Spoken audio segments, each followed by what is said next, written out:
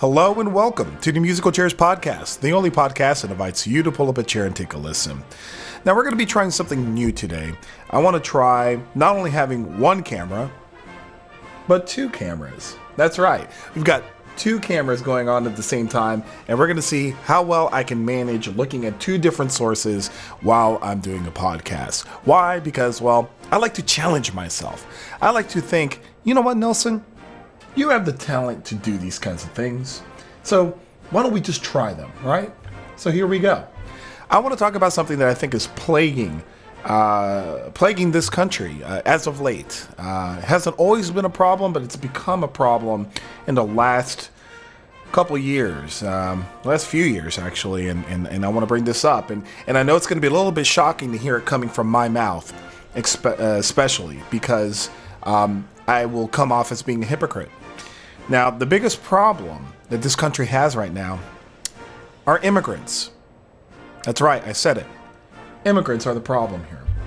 And the problem is that immigrants are coming into this country and causing all kinds of problems. And the kinds of problems that they're causing are increased crime. They're using up more of our law enforcement resources than the average American. They're also causing behavioral shifts in our children. So, case in point, I just came across a story today that I thought was very relevant to this case, and I want to talk about it right now. So apparently, the law enforcement in our country is not the law enforcement in our country is not able to secure our borders. Now you've been hearing for months, if not years, about how the Obama administration is actually going to be beefing up the security of our nation's borders. And quite frankly, I'm very disappointed in the job that they're doing right now. So, I hardly ever get really political on these podcasts, but I think it's time we do. Obama's administration is not doing enough to secure our borders, all right? They're letting in all kinds of miscreants to come into this country and mess things up, right? So I'm reading the story here, and I come to find out that Canadian Justin Bieber is causing all kinds of problems for this country, okay? Now, Justin Bieber he caused $20,000 of damage throwing eggs at his neighbor. Now, do we really need that kind of damage? And do we need the wasteful use of livestock byproducts in this country because of these, well, he's not illegal, I didn't say he's illegal, but these immigrants coming into our country to make a dollar, right? They're just here to make a dollar, and who knows where that dollar is going to go, okay? It might go back to their home country.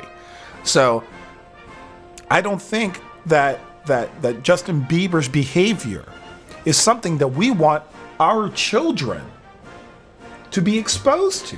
$20,000 worth of damage. Now, $20,000 can go a long way. That can pay for a community college fund. That can pay off a relatively nice car, maybe used. Get it for about $16K, probably pay it off in $20,000, okay? But no, he's using unfertilized eggs, which you can arguably say are the byproducts, are not the byproduct. It's the precursor to life. The precursor to life. Okay? We have to save all life here, okay? We have to save it all. And throwing it at his neighbor at some wooden doors that cost tons of money to create. Trees died to make the doors that he egged at his neighbor's house, okay? So not only is Justin Bieber using livestock from this country for his own personal gain, he is also damaging the environment. He's damaging the environment, okay? Those doors aren't ever going to be the same after an egging. The trees that died to make those doors, they died in vain. Absolutely, they died in vain. And we as Americans cannot allow these immigrants to come into this country and waste our trees. We cannot allow them to do that. Not at all. So I'm going to continue here. So he caused $20,000 worth of damage. And apparently his house got raided as a result of an egging. Now, his bizarre behavior, he was being watched by all kinds of law enforcement agencies. Think of the cost to those law enforcement agencies. Wasting taxpayer dollars to watch a Canadian, of all people, coming into this country. Anyway, and continue. So apparently, they raided his house and they found drug paraphernalia, Sprite, Jolly Ranchers, syrup, cough syrup, and a little bit of cocaine. That's right, they found a little bit of cocaine, but it's not Justin Bieber's. In fact, it was his buddy, Little Zaw. Little Zaw. What the hell's a Little Zaw anyway? Anyway, Little Zaw took the rap, went to jail for drug possession, while apparently Justin Bieber can be leaning on his next fix. Now, again, the Obama administration is not doing enough to keep these people away from our children. How many 11, 12, 13, 14, 15, 16, 17, maybe even 18-year-old girls out there who are believers, who follow this guy and will do just about anything that they can do to be next to him? How can we protect them, huh? He's setting a bad example, okay? He's causing behavior in our children. Who knows? I mean, they might start buying Sprite by the 12-pack. Is that what you want? Is that what you want your children to do? Buy Sprite by the 12-pack? Huh? Dimetap is going to be flying off the shelves. Now, I know it's a legal drug. I know it is. But the mixture of Sprite and Dimetap is what's ruining this country. Those kids don't have a chance. Mom and Dad, you have no influence over your own children. Did you know that? Because Justin Bieber is using his immigrant powers on our children and mesmerizing them into doing things that are un-American. You are not going to be able to control your children. You're going to see your child in rehab overdosing on Robitussin DM. And is that what you want? Is that what we want as a country? I don't think we do. I know I don't. I don't want my son ever taking cough syrup. Never. I don't care if he's coughing up a lung and can't talk. Because I'm not going to allow the influences of the Canadians, of all people, come into this country and show him that taking cough suppressant is a good thing. Now, in addition to what else they found at Justin Bieber's house, they found Jolly Ranchers. Now, I have to admit, I have occasionally used a Jolly Rancher here and there, recreationally, of course, and I've enjoyed the effects that a Jolly Rancher can have on my tongue. I do it responsibly, and I'm an adult, so this is different. Justin Bieber is not quite yet an adult. I don't know how old he is, but I'm sure that he's been doing this for years. I mean, because as you know, where Canadians come from, there's rampant Jolly Rancher use, especially in the rural communities. So Jolly Rancher use is up, and he was bringing over and importing Jolly Ranchers into this country. Now, I know we have our own Jolly Rancher manufacturing, but I've heard, I cannot confirm this, but I believe that Jolly Ranchers from Canada are actually more destructive than their American counterparts. So I shall continue. So it's been reported that Justin Bieber is using prescription pills, specifically Xanax, along with marijuana and alcohol. Now, marijuana and alcohol are, depending on the state, are legal drugs. And Xanax is as well. But this scissor concoction is not legal. So I think that we've got a real big problem here. So all of this stuff, all this behavior and stuff may cause Justin Bieber to be deported.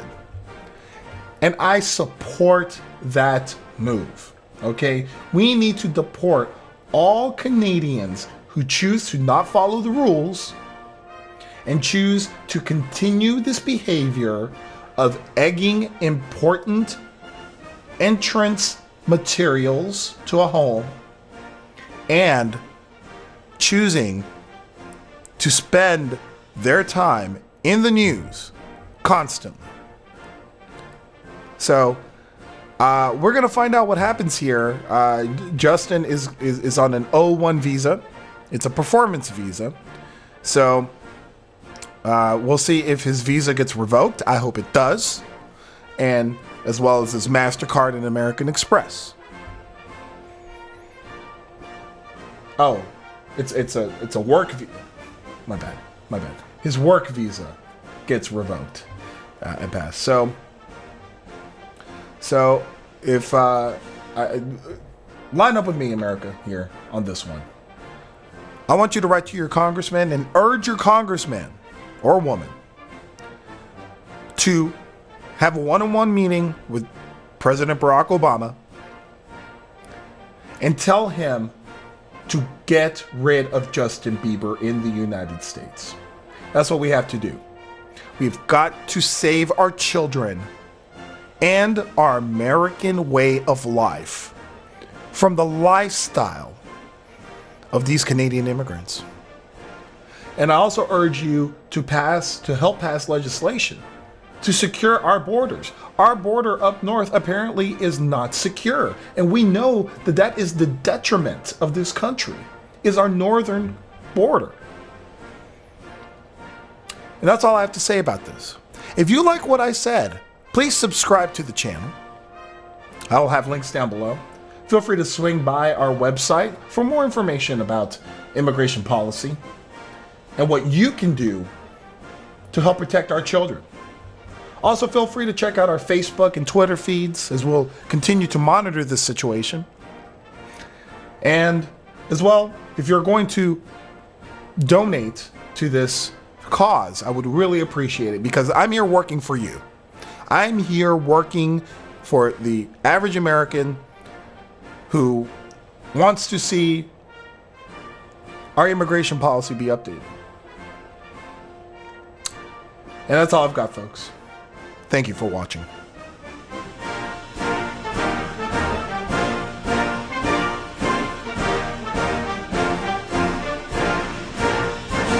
The personal life of the artist and artistry. So one of those people that I kind of just touched on in a really quick manner was R. Kelly. And R. Kelly is back in the news because he's promoting a new record called Black Panties. And the Jim De Rogatis has reported has come from court affidavits. It's not that he made the stuff up or that it was hearsay. At least from the person who accused him of something to him, it was said in court. It was put in court documents and made public records. So that's where a lot of the information is drawn from.